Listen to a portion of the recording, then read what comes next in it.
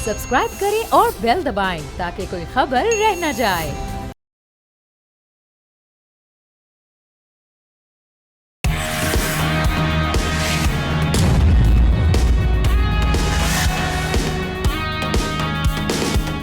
अस्सलाम वालेकुम, आप देख रहे हैं न्यूज़ पंच। मैं हूं आमना खटाना। नाज़रीन, आगाज़ में इकॉनमी की सूरत हाल पर बात करेंगे। पाकिस्तान और IMF के दरमियान मुज़ाकरात में अहम पेशरफ्त हुई है, मगर स्टाफ लेवल मुआहदा अभी तय नहीं हो पाया।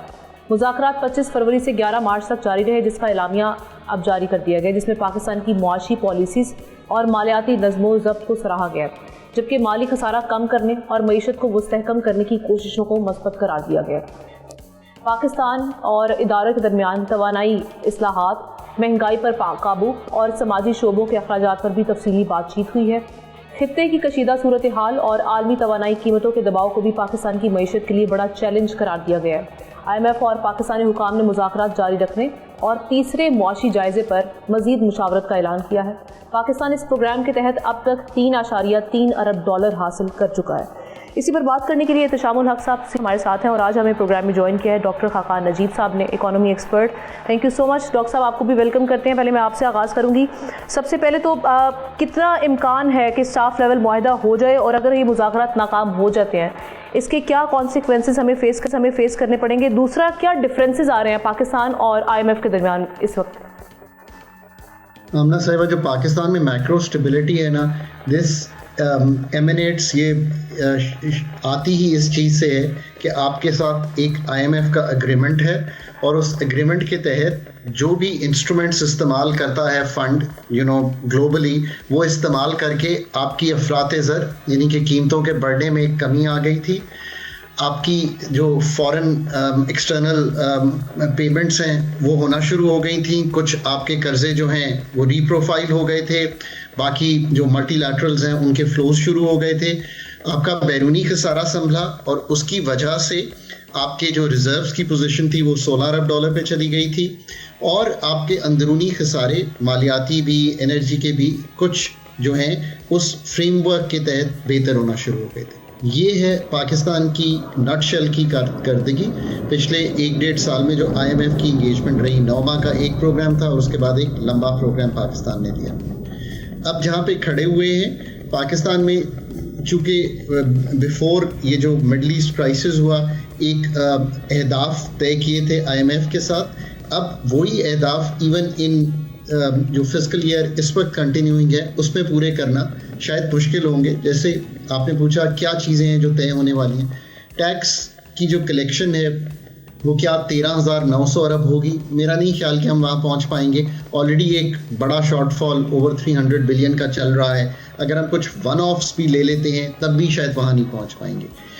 सो कॉरस्पॉन्डिंगली जो प्राइमरी सरप्लस है, जिसका मतलब जो टोटल एक्सपेंडिचर है उसमें से निकाल दें जो डेट पेमेंट है, तो क्या हमारे पास इनकम माइनस एक्सपेंडिचर सरप्लस होगा, उस पर बातचीत। इसी तरह अब बैरूनी खसारा जो करंट अकाउंट है, अगर आपका इंपोर्ट बिल बढ़ता है, देखिए अगर आपका $10-15 भी बढ़ती है कीमत, जो कि बड़ी है, और इससे लेके अगर $30-40 तक बढ़ता है, तो कहीं 200-250 मिलियन से लेके 500-600 मिलियन महाना की हिट होगी, डिपेंडिंग ऑन किस रेट पे हम बाय करेंगे अपनी पेट्रोलियम प्रोडक्ट्स। तो उससे बैरूनी खसारा, प्लस अगर रेमिटेंसेस तब्दील होती हैं तो ये सारा मॉडल होना है। फिर एनर्जी की जैसे मैं हमेशा कहता हूँ कि जो मर्जी कर लें आप, सर्कुलर डेट को कम करने का प्लान बना लें। अब ना ये सबसे पहला प्लान, चूँकि मैंने 13-16 का पाकिस्तान का प्रोग्राम एंकर किया है, and it's the only long term programme जो पाकिस्तान ने कंप्लीट भी किया है। तो हमने एक लिखा था सर्कुलर डेट मैनेजमेंट प्लान। वो प्लान तो सिर्फ एक, जैसे कहेंगे इस तरह फ्रेमवर्क लिखा गया था कि इसमें ये काम करने वाले हैं, पर असल काम जो एनर्जी सेक्टर के हैं वो आज भी चूँकि वहीं पे खड़े हैं। तो हम कह रहे हैं जी हमें 1000 अरब के करीब की एक ओवरऑल एलोकेशन चाहिए। 500 अरब इसलिए चाहिए कि जो इनएफिशिएंसीज हैं उनको बजट पे ले लें। तो इन चीज़ों पे बातचीत, और फिर जो TDS जो हमारा जैसे टैरिफ डिफरेंशियल सब्सिडी की एक हम क्रिएट करते हैं वो ले लें। इन चीज़ों फिर एक इम्पॉर्टेंट एस्पेक्ट मैं यकीन से समझता हूँ कि पाकिस्तान का जो एक्सचेंज रेट है उसको अगर मैं रियल इफेक्टिव एक्सचेंज रेट को रियर की निगाह से देखूँ تو اوور ویلیوڈ ہے, یعنی کہ اس میں ایڈجسٹمنٹ کی ضرورت ہے. اور بھی چیزوں کو, یعنی کہ ایک ریئر ہی نہیں انڈیکیٹ کرتا, فائنینشیل فلوز دیکھنے پڑتے ہیں, ریزرو پوزیشن. اور پھر ایکسپورٹ, پہلے اگر آپ 8 ماہ کا ڈیٹا دیکھیں جو پی بی ایس نے دیا, تو جو گڈس کی ایکسپورٹ ہیں جن کو فائنینشیل ایئر جولائی سے فروری تک کی, اس میں ایک 7% کی گراوٹ ہے, ایف ڈی آئی میں گراوٹ ہے. سو اسٹرکچرلی بات اس پہ ہوگی. پھر پرائیویٹائزیشن آف ڈسکوز obviously جو ابھی گیون سچویشن ہے, پلس جو تیاری بھی ہوگی ان پہ بات چیت ہونی ہے. پھر اس پورے کا مڈل ایسٹ جو کانفلکٹ ہے اس کا کیا اثر آئے گا. اب یہ چیزیں ہیں جو بہت ہی پریپریشن مانگتی ہیں. میں نے ہمیشہ کہا ہے کہ کنٹریز جو آئی ایم ایف کے ساتھ اگریمنٹ میں جاتی ہیں ان کو اپنی تئیں یہ کرنا چاہیے کہ they bring professional set ups to handle the fund, because fund ایک کوانٹیٹیو ماڈلنگ کرتا ہے. اور کنٹریز اگر اس طرح کی چیزیں دیں کہ ہم یہ کر لائیں گے, ہم ادھر سے ٹیکس ون آف لے لیں گے, یہ اسٹک اپ ہے, وہ چیزیں سب ٹھیک ہیں, بٹ اصل میں, اور پھر اصل بات جو آپ نے کرنی ہے کہ کیا آپ نے اپنے ٹیکس پہ, جیسے ٹریڈرز کو پھر کیسے لانا ہے. اب اس پہ کوئی فکس ٹیکسیشن میں جانا ہے, ان کی ویلتھ کو ٹیکس کرنا ہے, انکمز کیسے ٹیکس کرنی ہے, کیا بیسس بنانی ہے, کیونکہ اس میں تو کامیاب نہیں ہوئے ہم, یہ تو سب کو معلوم ہے. پھر ایگریکلچر 20-21% ہے. لاسٹ ایئر آمنا لیجسلیٹ تو آئی ایم ایف کے کہنے پہ پروونسز نے کیا.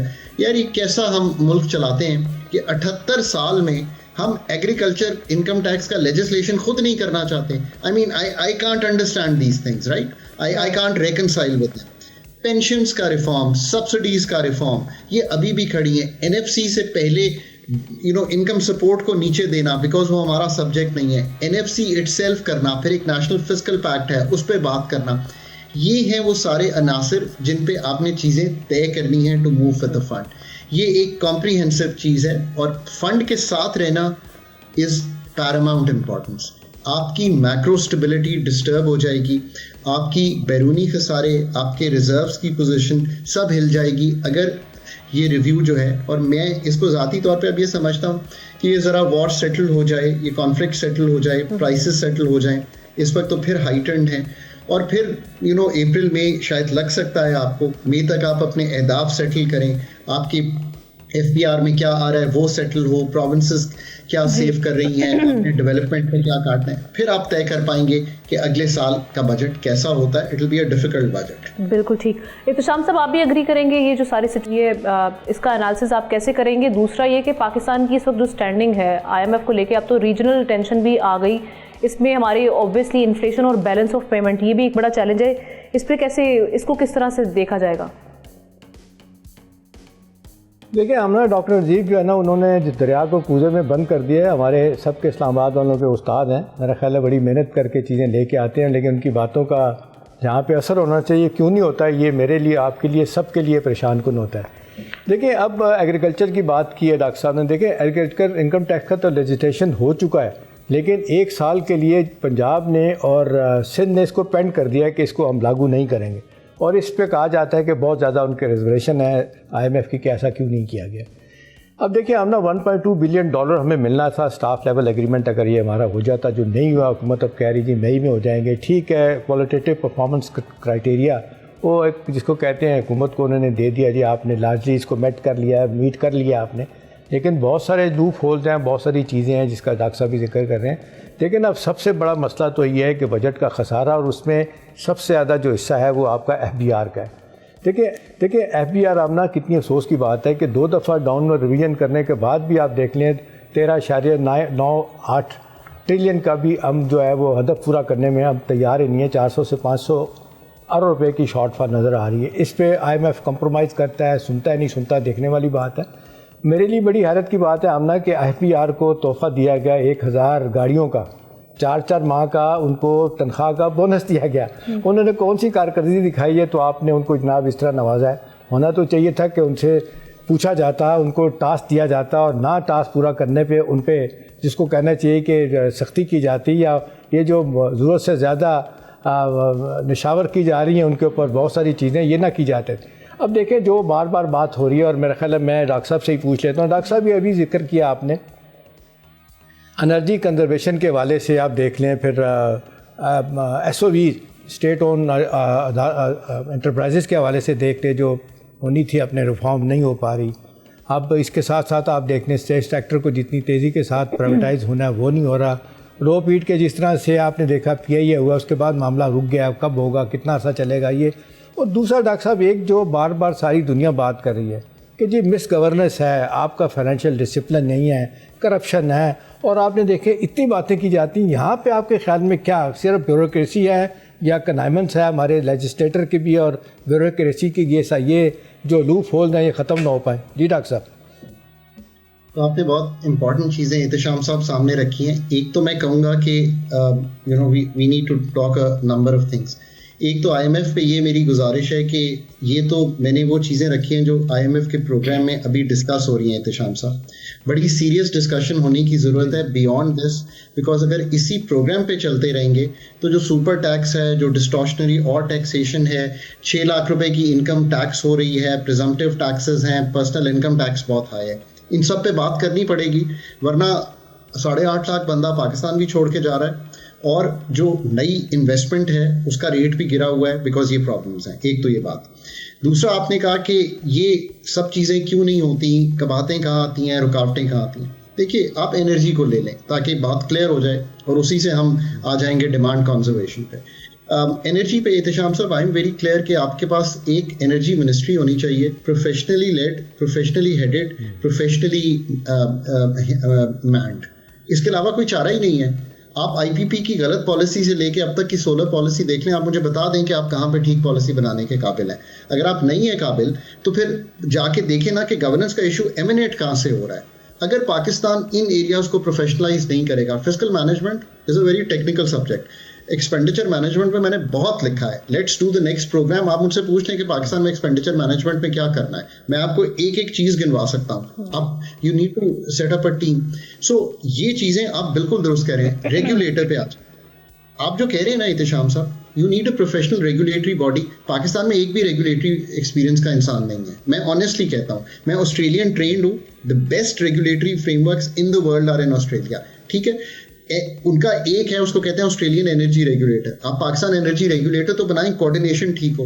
ڈسکوز کی privatization itself need very capable people to make the privatization happen. So آپ نے جو گزارش کی ہے نا, پاکستان احتشام صاحب is an H R challenge. جب تک پبلک سیکٹر کو پروفیشنلائز کر کے اس ایچ آر چیلنج کو حل نہیں کریں گے, یہ مسئلہ حل نہیں ہوگا. Be very clear on that. اب وہ کب کریں گے, اب پش کمس ٹو شو میں کریں گے کہ خود ریئلائز کر کے کریں گے. I mean that leaves for us to be. اچھا ایک چیز ڈاکٹر صاحب اور بتا دیجیے کہ آپ نے $16 ارب کے ریزروز کی بات کی ہے. ویسے تو $21 ارب حکومت کہتی ہے, $5 بلین لوگوں کے جو کمرشل بینک میں اس میں بھی شامل کرتی ہے.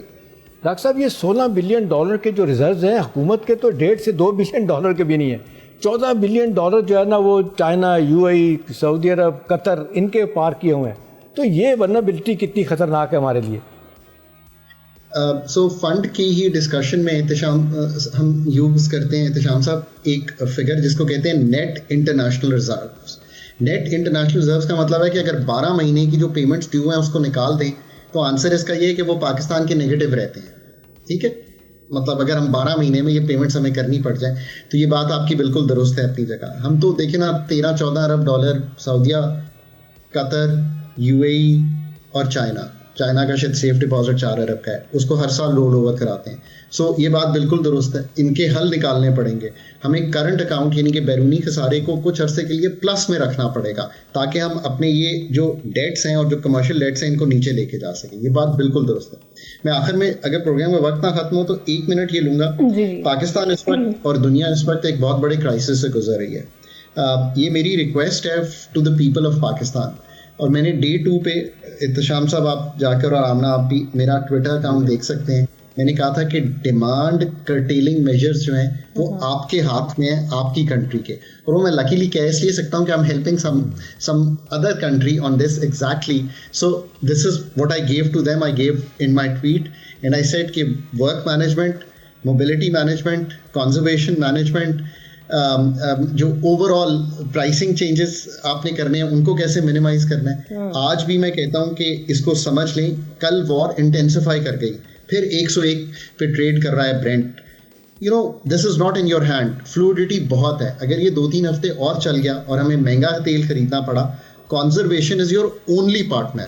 اور لانگ ٹرم پہ اگر 28 دن کے ذخائر پہ ملک کو چلائیں گے کبھی بھی نہیں چلے گا. 90 دن کے ذخائر اور ایک just energy transition from fossil fuels to indigenization. پانی 60,000 میگا واٹ ہے, کول کا تو میں حساب ہی نہیں بتا سکتا.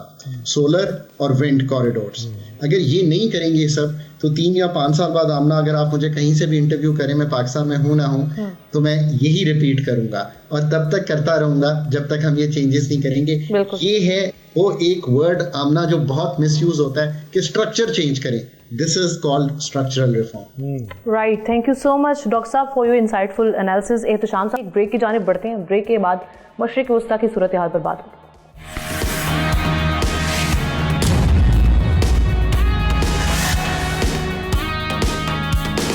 ویلکم بیک ناظرین. کچھ بات کریں گے ایران اسرائیل امریکہ جنگ کے حوالے سے. مشرق وسطیٰ میں جنگ جاری ہے. امریکی صدر ٹرمپ نے دعویٰ کیا کہ ایران میں اب نشانہ بنانے کے لیے زیادہ اہداف باقی نہیں رہے, گویا جنگ اپنے اختتام کے قریب ہے.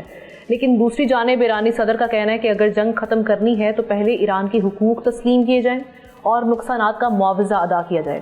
اسی دوران اقوام متحدہ سیکیورٹی کونسل میں ایران کے خلاف خلیجی ممالک کی قرارداد بھی منظور ہو گئی ہے. بحرین کی قرارداد کی پاکستان نے حمایت کی ہے. ایرانی صدر نے وزیر اعظم شہباز شریف سے ٹیلی فونک رابطے پر کہا کہ خطے کے دیگر ممالک کے ساتھ تنازع میں پڑنے کا کوئی ارادہ نہیں. دوسری جانب ایران میں بینک پر حملے کے بعد پاسدارانہ انقلاب نے گوگل, مائکروسافٹ اور اوریکل جیسی ٹیک کمپنیز اور بینکوں کو نشانہ بنانے کی دھمکی دی ہے, جس کے بعد دبئی انٹرنیشنل فائنانس سینٹر کے دفاتر خالی کرا لیے گئے ہیں. عرب میڈیا کے مطابق صرف 12 دنوں میں ایران کی جانب سے 3000 سے زائد حملے ہو چکے ہیں, جن میں سینکڑوں میزائل اور ہزاروں ڈرون شامل ہیں. ادھر پینٹاگون کا اعتراف سامنے آیا ہے کہ ایک حملے میں غلط انٹیلیجنس کے باعث ایک اسکول نشانہ بن گیا اور ایرانی طالبات جاں بحق ہوئی. یعنی 168 جو جاں بحق میناپ اسکول کی ہوئی تھیں, ان کی اب ذمہ داری پینٹاگون کی جانب سے قبول کر لی گئی ہے. اس جنگ پر صرف پہلے چند دنوں میں اگر ہم بات کریں تو امریکہ کے اربوں ڈالر خرچ ہو چکے ہیں اور خدشہ ظاہر کیا جا رہا ہے کہ اگر یہ آگ پھیلی تو پورا خطہ اس کی لپیٹ میں آ سکتا ہے. اور ہم دیکھ رہے ہیں اکانومی کی سچویشن بھی اس کے بعد متاثر ہو رہی ہے. احتشام الحق صاحب کے ساتھ ہمیں جوائن کر لیا عبداللہ حمید گل صاحب نے, چیئرمین جوانان پاکستان اور سینئر اینالسٹ, ان کو بھی ویلکم کرتے ہیں. عبداللہ صاحب, ہم روزانہ اس پر بات بھی کر رہے ہیں, احتشام صاحب کے ساتھ بھی اس حوالے سے ڈیلی بیسس پہ جو اس وقت ہم دیکھ رہے ہیں کہ اپڈیٹس آ رہی ہیں, اس پر ہم تبصرہ بھی کر رہے ہیں اور تجزیہ بھی ان کا لے رہے ہیں. آپ یہ کہیے گا کہ آج پینٹاگون نے یہ ذمہ داری بھی قبول کر لی جو کہ صدر ٹرمپ پہلے ایران پر ذمہ داری ڈالتے رہے. جب ٹوماہوک میزائل کا آیا ذکر تو اس پہ بھی انہوں نے بات گھما دی اور کہا کہ شاید ان کے پاس بھی یہ میزائل تھا, لیکن وہ اس چیز کو تسلیم نہیں کر رہے تھے. ایک تو آج ان کا یہ جو دعویٰ تھا یہ بھی غلط ثابت ہوا. دوسرا, یو ایس انٹیلیجنس آج یہ کہہ رہی ہے, اس کو آپ کتنا پرٹیننٹ سمجھتے ہیں کہ گورنمنٹ جو ایرانین گورنمنٹ ہے اس کے کولیپس ہونے کا کوئی خطرہ نہیں ہے؟ وہ کہہ رہے ہیں کہ وہ لارجلی انٹیکٹ ہے, حالانکہ 2 ویکس گزر چکے ہیں, لیکن اس کے باوجود کیا ہم اس کو ایک سمجھیں کہ یہ کہیں نہ کہیں انہوں نے شکست کو تسلیم کر لیا ہے, لیکن امریکی صدر ٹرمپ جو ہیں اور نیتن یاہو جو ہیں وہ ہتھیار ڈالنے پر ابھی تک ہم دیکھ رہے ہیں کہ وہ نہیں ڈال رہے, اس طریقے سے گیو اپ نہیں کر رہے. بسم اللہ الرحمن الرحیم, بہت بہت شکریہ. دیکھیں, جہاں تک تعلق ہے صدر ٹرمپ کا, وہ میرے خیال میں یہ جو بات اب آئی ہے یو ایس انٹیلیجنس کی جانب سے قبول کرنا کہ ہم نے یہ حملہ کیا تھا بچوں کے اسکول کے اوپر, جو ظاہر ہے دنیا کے ہر قسم کے اصول اخلاقیات کی میرے خیال میں گراوٹ کی انتہا ہے. نتیجہ یہ نکلا کہ CNN نے بڑے آڑے ہاتھوں لینا شروع کر دیا اور اپنے ہی ملک میں صدر ٹرمپ کو جھوٹا ثابت کیا, ایک دفعہ نہیں متعدد بار. جب میڈیا کا پریشر اتنا زیادہ ڈیولپ ہوا اور تمام حقائق اور تمام سیٹلائٹ امیجری کے ساتھ انہوں نے یہ ثابت کر دیا اور میسائل کی تصاویر کے ساتھ کہ یہ ٹوماہاک ہے اور یہ کسی اور ملک کے پاس ہے ہی نہیں ماں سوائے امریکہ کے, تو اب ظاہر ہے ایک انٹیلیجنس تھی. دیکھنا یہ ہے کہ کیا صدر ٹرمپ اس کے اوپر یہ بولیں گے کہ ہاں میں نے جھوٹ بولا تھا, اور اگر انہوں نے جھوٹ بولا تھا تو کیا ان کو فیڈ غلط کیا گیا تھا یا وہ دانستہ طور پہ خود ہی بونگیاں مار رہے تھے. دوسری جانب ایک اور بات بھی ہے اور وہ یہ ہے کہ ٹوماہاک کی بھی بات کر رہے ہیں کہ جی شاید وہ کسی اور کے پاس. شاید کا کیا مطلب ہے؟ یعنی کہ اس سے 2 باتیں ثابت ہوتی ہیں کہ یعنی کہ آپ چھپ کے بھی کوئی کام کرتے ہیں یو ایس کانگریس کی مرضی کے بغیر اور حکومت کی مرضی کے بغیر چھپ چھپا کے کسی کو, اور یہ کوئی میزائل دینا ہے, یہ کوئی تھوڑی ہے کہ چھوٹا سا موبائل فون लोगों ने मैंने आपको पकड़ा दिया। देखें, यहाँ बात यह है कि ये एक इज्तिमाई झूठ बोला जा रहा है, और अब जो एक्सेप्टेंस है इस बात की कि वहाँ रिजीम चेंज नहीं हो सकती। ये देखिए ना, अमेरिका जितने अहदाफ लेके गया था, पहले तो वो बताए कि क्या वो अहदाफ हासिल हो गए।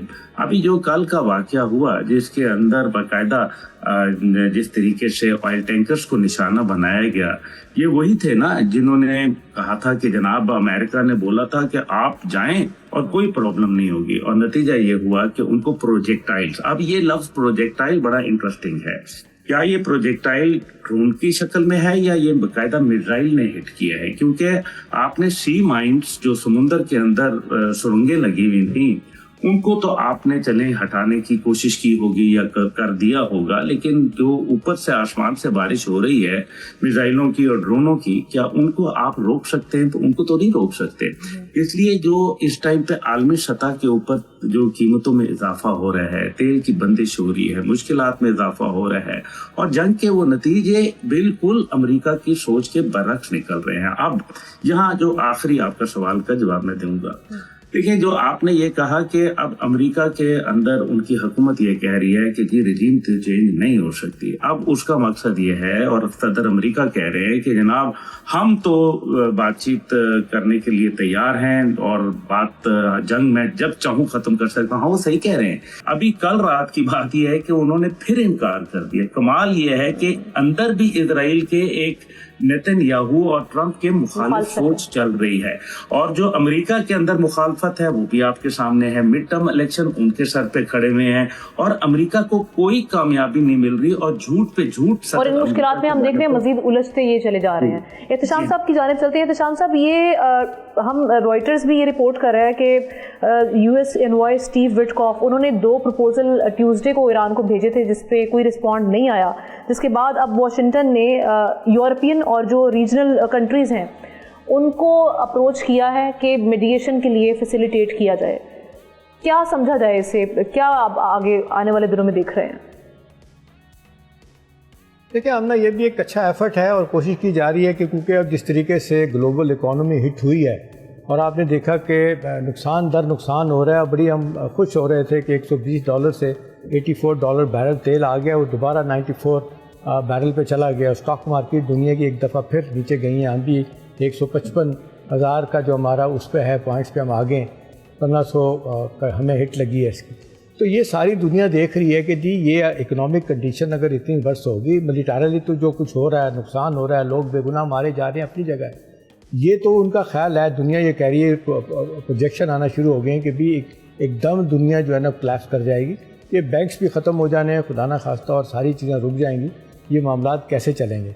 अभी देखें, जो अच्छी बात है, ये तो एफर्ट यूरोपियन का अपनी जगह है, जो मेरे नज़र में आमना जो बड़ा एफर्ट है जंग बंद करने के हवाले से, वो जो 24 घंटे में पाकिस्तान और रशिया ने इनिशिएटिव लिया है। देखिए, प्रेसिडेंट पुतिन रशिया के जो हैं वो मुसलसल प्रेसिडेंट ट्रंप से राब्ते में हैं। पाकिस्तान मुसलसल मोहम्मद बिन सलमान के साथ राब्ते में है, शहबाज शरीफ साहब भी हमारे फील्ड मार्शल, कि किसी तरीके से जंग बंद की जाए।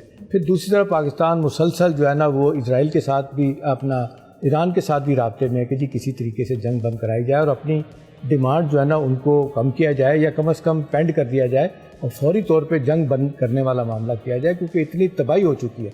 देखिए हम ना, ईरान की तबाही तो हो रही है, जो कुछ हो रहा है, नुकसान हुआ है, उनकी रेजिलेंस अपनी जगह है। वो जो जिस तरह अब्दुल्ला बात कर रहे हैं, अहदाफ हासिल नहीं कर सके, बूट्स ऑन ग्राउंड की भी बात की, वो 10,000 कुर्द हैं उनको भी बीच में लाने की कोशिश की, बात नहीं बनी।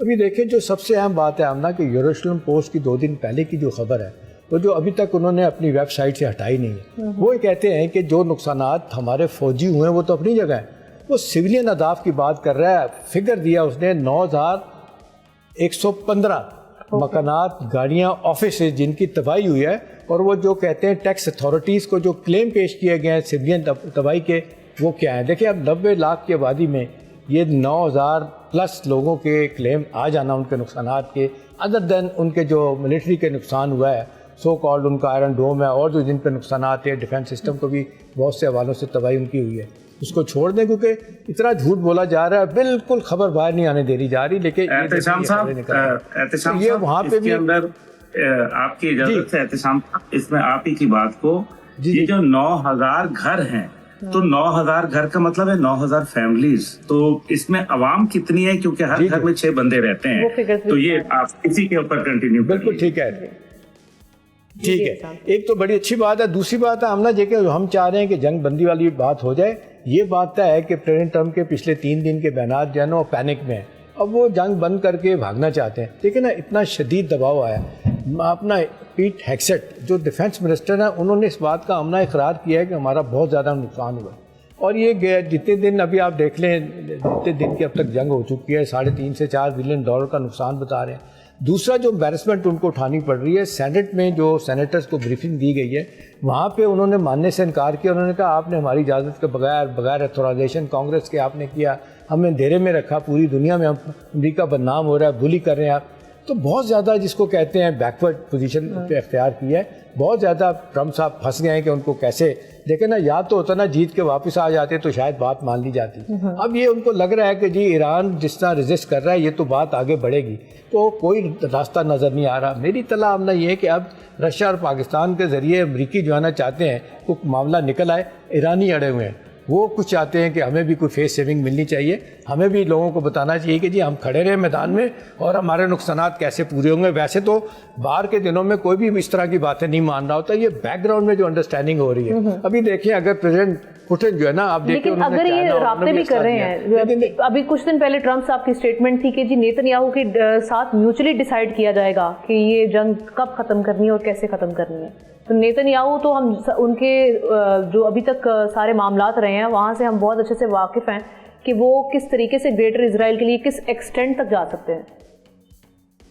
देखिए हमने बड़ा अच्छा सवाल है आपका। इस हवाले से आप देख लें कि पिछले 3-4 दिन में जो पब्लिक ओपिनियन, जितने पब्लिक ओपिनियन पोल्स हैं, वो पहली दफ़ा हुआ है कि इतनी खुल के लोगों ने मुखालफत की है। ख़ास तौर पे अमेरिका में इंटेलिजेंसिया जो यहूदियों के हाथ में है, और आप देख लें सेनेटर, कांग्रेसमैन जितने सारे उनके हाथ में है, मीडिया उनके हाथ में। पहली दफ़ा हुआ है कि इतना ज़्यादा क्रिटिसिज्म हुआ है ज़ायनिस्ट लॉबी के ख़िलाफ़ कि उनको भी समझ नहीं आ रही। टकर कार्लसन जैसे लोग कम हैं, लेकिन वो आए दिन रोज़ाना एक बड़ी स्टोरी के साथ अमेरिकी हुकूमत को, ट्रंप हुकूमत को एक्सपोज कर रहे हैं।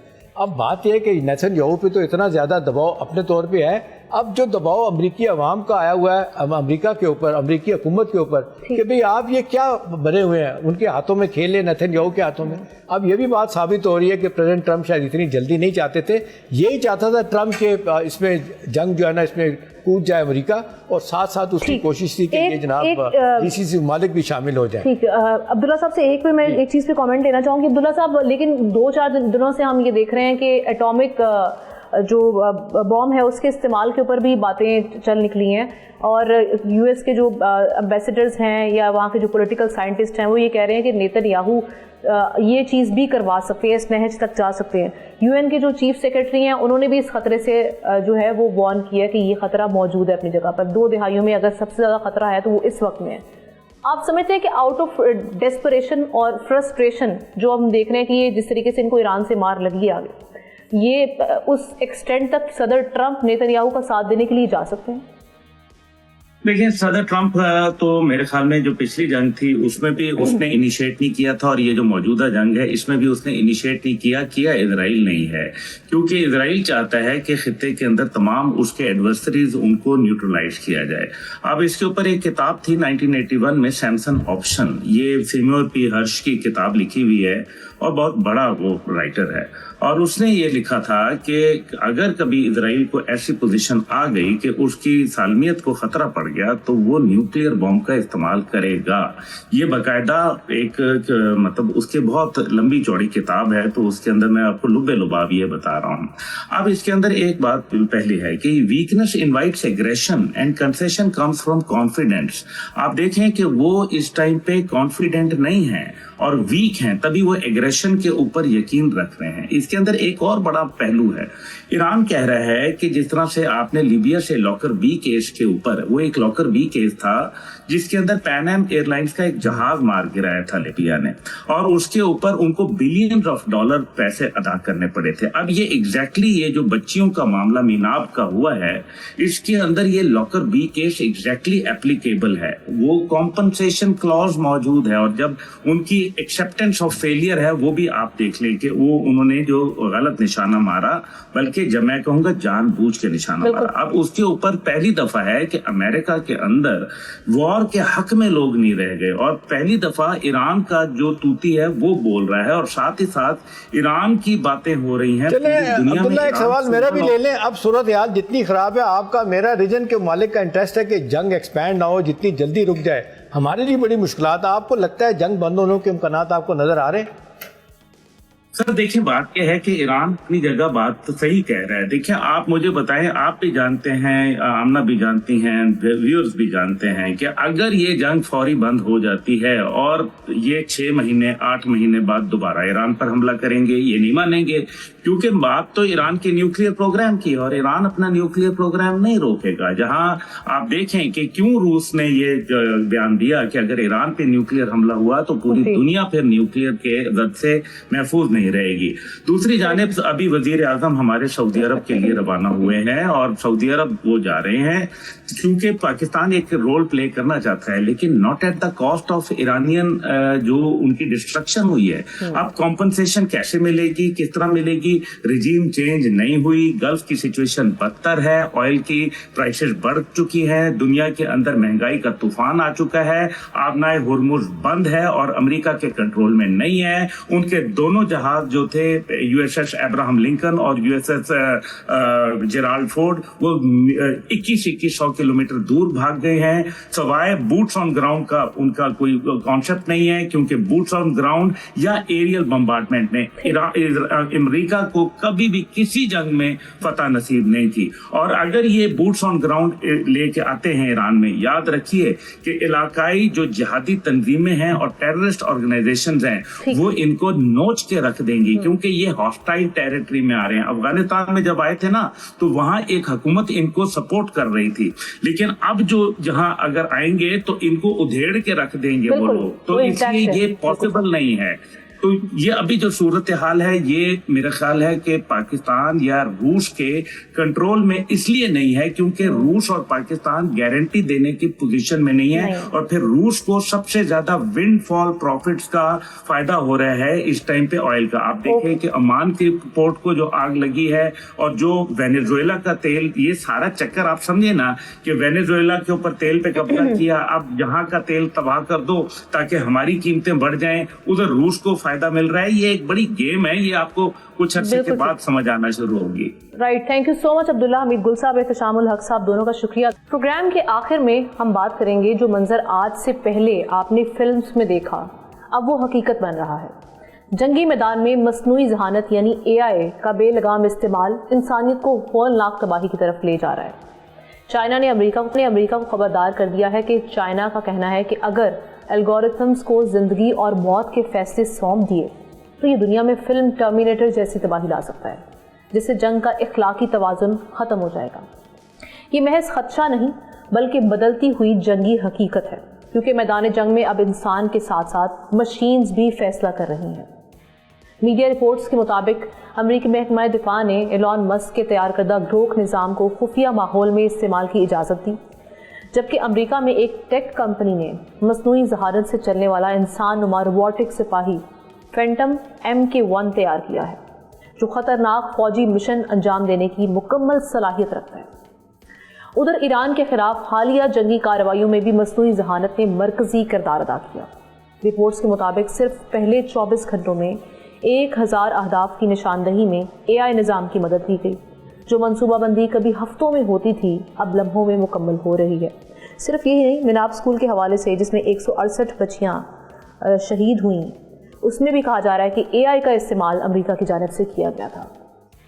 अमेरिकी फौजी कमांडर भी तेज़ी से इस टेक्नोलॉजी पर इन्हिसार करने लगे हैं, जबकि दुनिया की दीगर अफवाज और इत्तेहाद ने भी इसी तर्ज के निज़ाम अपनाने की तैयारी करी, जो जंग में तबाही की रफ्तार भी बढ़ा रही है।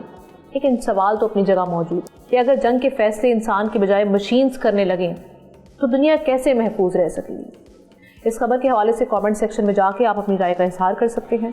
हमें प्रोग्राम से इजाज़त दीजिए, इंशाल्लाह कल मुलाकात होगी। अल्लाह हाफ़िज़।